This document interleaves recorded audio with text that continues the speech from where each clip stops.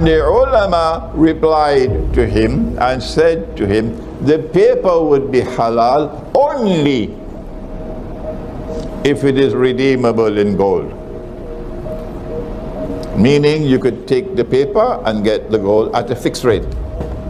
So the paper will be like a check. So Ahmad Sukarno decided that the Indonesian rupiah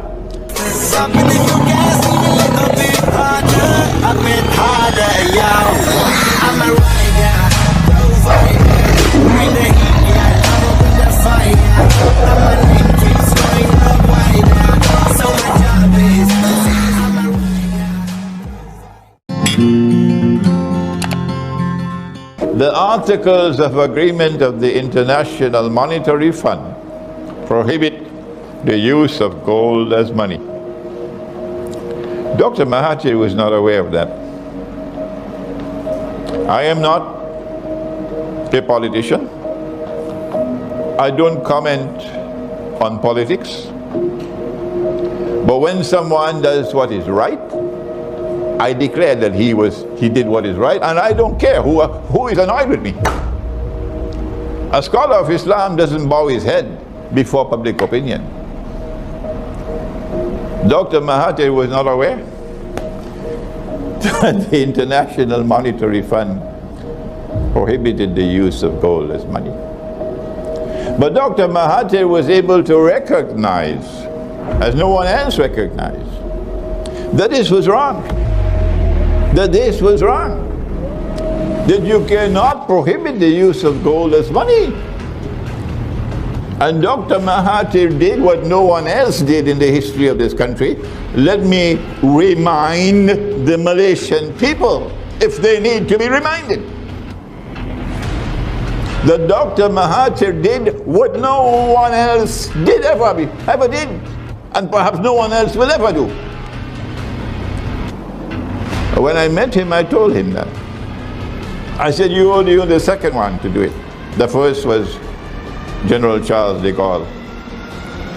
General Charles de Gaulle recognized that this was wrong, this was unjust. Bringing a new monetary system in the world, and in order for this bogus system to survive, you have to prohibit the use of gold as money. So Charles de Gaulle stood up in the French National Assembly in 1966. That's why the French people loved Charles de Gaulle. And he blasted them. In the French National Assembly, he blasted them. And he declared this to be an unjust monetary system that you brought into the world. And so they took out their knives for him. Yeah. And they finished him. And after Charles de Gaulle, the only other one was Dr. Mahathir. And so this country should be proud of Dr. Mahathir. Because he recognized what no one else recognized. And no one else dares to recognize. They don't have the courage to recognize what he recognized. And tonight I have to give credit where credit is due, regardless of the price I have to pay.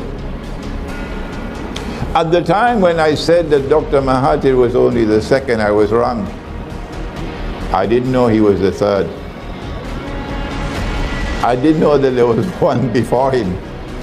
I didn't know that there was one before Charles de Gaulle. But he's today forgotten. They called him a playboy. Ahmad Sukarno was more than a playboy. Ahmad Sukarno was more than a playboy. When Indonesia became independent, Ahmad Sukarno called in the ulama. He had the courage to do it. And he asked them about this money. I'm not a scholar of Islam, you are the scholar. Tell me, how can we have paper as money? How can we have paper as money? And the ulama replied to him and said to him, the paper would be halal only if it is redeemable in gold. Meaning you could take the paper and get the gold at a fixed rate.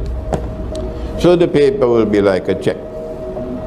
So Ahmad Sukarno decided that the Indonesian rupiah would be redeemable in gold, and he fixed the rate. But the people who want to rule the world, they had made that haram. In the Articles of Agreement of the International Monetary Fund.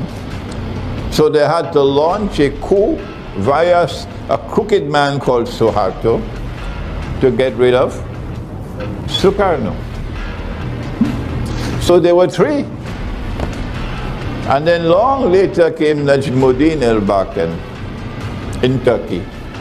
And if this lecture were to reach you in Turkey, I want you to remember Najmuddin al-Bakan, because that was the last leader you had. That was the last leader you had in Turkey, because he put the gold dinar up in front of the people and he said, this is money. Nobody dares to do that today. Nobody dares to do that.